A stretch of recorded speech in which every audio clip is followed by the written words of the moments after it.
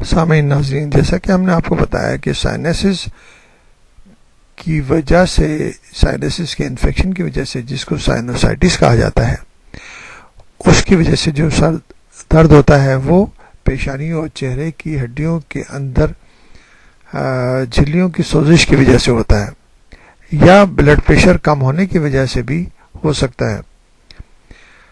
سر پر اگر چوٹ لگ جائے تو اس سے بھی سر میں درد ہو سکتا ہے۔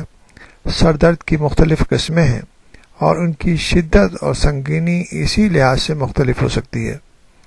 یہ سر درد سر کے کسی بھی حصے میں ہو سکتا ہے۔ عام طور پر دن کے اختتام پر اس کی شدت بڑھتی ہوئی محسوس ہوتی ہے۔